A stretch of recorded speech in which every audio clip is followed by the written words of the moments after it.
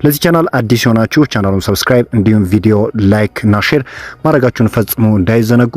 አመሻሹን እንግዲህ በርካታ ስፖርታዊ መረጃዎች ወጥተዋል። በተለይም እንግዲህ ዮሹዋ ዘርክዚ ወደ ጣሊያኑ ክለብ ጁቬንቱስ የመመለስ እድል ይኖራል ተብሏል። እንግዲህ ከዚህ በፊትም እንግዲህ በቦሎኛ ጥሩ የሚባል ጊዜን ማሳለፉ ይታወቃልና ተጫዋቹም ቢሆን ፍቃዱን መስጠቱ ነው እየተገለጸ የሚገኘው። ከዚህ ባሻገር ማንቸስተር ዩናይትድ ከቹዋሚኒ ዝውውር ጋር በተያያዘም የሚያያይዛቸው መረጃ ወጥቷል። እኛና ሌሎች ስፖርታዊ መረጃዎችን ወደ እናንተ ይዘን መተናል። እስከ ፕሮግራማችን መጠናቂያ ድረስ አብራችሁን ቆዩ።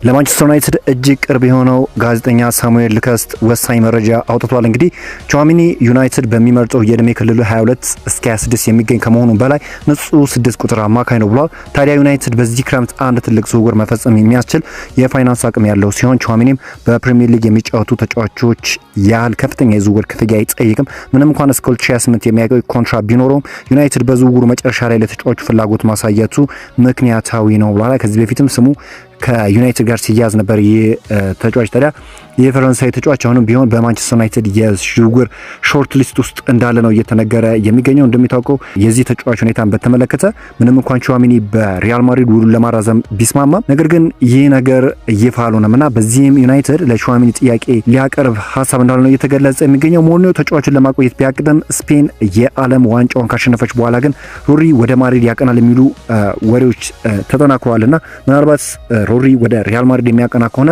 ቹዋሚኒ ወደ ዩናይትድ የሚመጣበት እድልን እጅግ ያሰፋዋል። በማንቸስተር ዩናይትድ በእጅጉኑ የሚፈለጉ ተጫዋች ኦርሊያን ቹዋሚኒ እንደሆነ ይታወቃል። ማንቸስተር ዩናይትድ የፌነርባቸውን የግራ መስመር ተከላካይ አርቺ ብራውንን እንደ አዲስ የዝውውር ኢላማ አድርጎ ማለየቱ ተመላክቷል። በተጨማሪም ቼልሲም ተጫዋቹን በቅርብ እንደሚከታተለው ሁኔታውን በትኩረትም እየተከታተለ መሆኑ ተገልጿል። ዩናይትዶች እንግዲህ እንደሚታወቀው በግራ መስመር ተከላካይ ላይ በርካታ ተጫዋቾችን ይፈልጋሉ። ታዲያ ይሄ ተጫዋች ደግሞ እንደ አማራጭ አድርገው እንዲያዙት ነው እየተገለጸ የሚገኘው። እንግሊዛዊው ተከላካይ ሃሪ ማጉዌር በስካሁኑ የተጫዋችነት ዘመኑ የፈተነው የአጥቂ ተጫዋች ማን እንደሆነ ለቀረበለት ጥያቄ ዋይኔ ሩኒ ሲል መልሷል። ሩኒ እጅጉኑ ለተከላካይ አስቸጋሪ የሆነ ተጫዋች ነው ያለው ማጉዌር እርሱም ከምንጊዜ ምርጦች አንዱ ነው ሲል ተደምጧል። ሃሪ ማጉዌር አክሎም እርሱን በተቃራኒ ሆኜ በመፋለሜ ኩራት ይሰማኛል በማለትም ተናግሯል። ዋይኔ ማርክ ሩኒ እንደሚታወቀው በጣም ማጥቃቱ ረገድ በጣም ክሊኒካል የሆነ አጥቂ እንደሆነ ይታወቃል። ቨርሳታሊቲ ደግሞ የላቀ ነው። በኤኤምኤፍ እንዲሁም ደግሞ በሴንተር ፎርዋርድ መጫወት የሚችል በየትኛውም ቦታ ላይ ካሰለፉት መጫወት የሚችል አይነት ተጫዋች እንደሆነ ይታወቃል። ከዚህ አንጻር እንግዲህ ሃሪ ማጉዌርም ለሱ ያለውን አክብሮት ለመግለጽ ሞክሯል።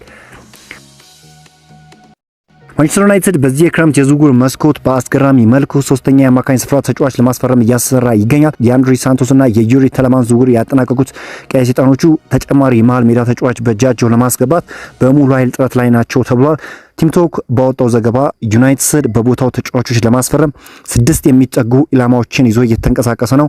ምንም እንኳን የመረጃ ምንጩ የተጫዋቹን ማንነት በግልጽ ባያሳውቅም ማኑኬኔ፣ አሌክስ ስኮትና ካርሎስ ባሌባ በክለቡ ራዳር ውስጥ እንደሚገኙ ጠቁሞ አልፏል። በተጨማሪም ዩናይትድ ባለስልጣናት የፈረንሳዩን አማካኝ ኦርሊያን ቹዋሚኒን ሁኔታም ሙሉ በሙሉ ችላ እንዳላሉት ዘገባው ጠቁሟል። ይህ አማካኝ የማስፈረም ሂደት ከምልመላው ጀምሮ በስፖርቲንግ ዳይሬክተሩ ጄንሰን ዊልክሮክስ እየተመራ እንደሚገኝም ተመላክቷልና ዩናይትዶች አሁንም ቢሆን መሀል ክፍል ላይ በርካታ ተጫዋቾችን ይመለከታል ተብሎ ይጠበቃል። ጥናት በተሞላበት ሁኔታ ነው እንግዲህ ዩናይትዶች የዝውውር ኢላማቸውን ወይም ታርጌታቸውን መፈጸም የሚፈልጉት። ይህ ነገር የሚሳካ ከሆነ በተለይ ለዩናይትድ በጣም ጥሩ የሚባል መረጃ ነው።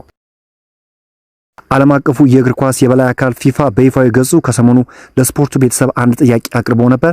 ይህም ደጋፊዎች በዚህ ዓለም ዋንጫ ምርጥ የሚሉትን ቋሚ 11 እንዲመርጡ ነበር። በዚህ መሰረት ፊፋ የእነዚህን ደጋፊ አጠቃላይ ምርጫ በመሰብሰብ የውድድሩ ምርጥ 11 ይፋ አድርጓል።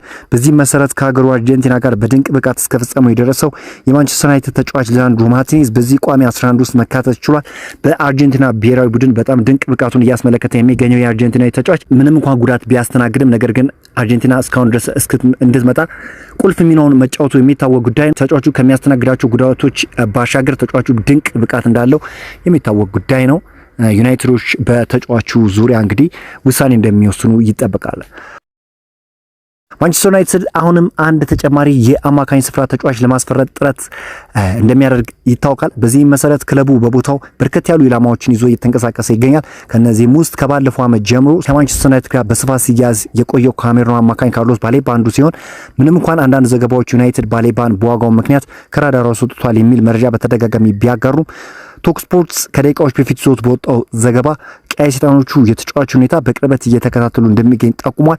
አሰልጣኝ ማይክል ካሪክ የተጫዋቹ አድናቂ እንደሆነ የገለጸው የቶክ ስፖርት ዘገባ በቀጣይ ዩናይትድ በዝውውሩ ዙሪያ ከብራይተን ባለስልጣናት ጋር ዳግም ግንኙነት እንደሚያደርግም ይጠበቃልና ዩናይትዶች የዚህን ተጫዋች ሁኔታ ቸል አላሉትም። ነገር ግን በዋነኝነት ከየትኛውም ተጫዋች በላይ ለኦርሊን ቹዋሜኒ ቅድሚያ ይሰጣሉ። የሚሳካ ከሆነ የሌሎችንም ተጫዋቾች ማለትም ለነሱ አግባብ ነው ብለው የሚያምኑትን ዝውውር ለመፈጸም ዝግጁ ናቸው። ነገር ግን የካርሎስ ባሌባን ሁኔታ ጎን ለጎን ይመለከቱታል ወይም እንደ አማራጭ ይመለከቱታል።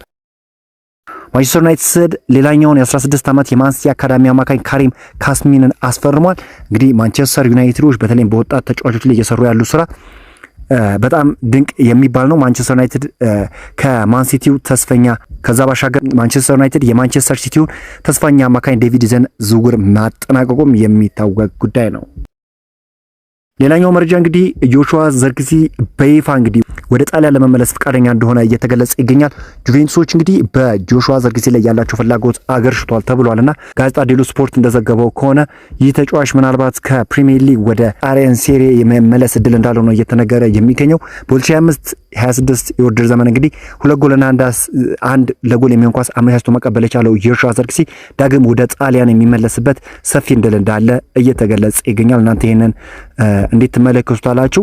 የቀድሞ የማንቸስተር ዩናይትድ ተጫዋች ሆነው አሊያንድሮ ጋርናቾ ከአስቶን ቪላ ጋር ስሙ ሲያያዝ ነበር። አመሻሹን የወጣው መረጃ እንደሚያመላክተው ከሆነ ይህ ተጫዋች እንግዲህ አስቶን ቪላን ለመቀላቀል ከስምምነት መድረስ ችሏል። በክለቦች መካከልም ስምምነት ተፈጽመዋል። ከሱ ባሻገር ካርሎስ ካዝሜሮም ኢንተር ሚያሚን መቀላቀል ችሏል።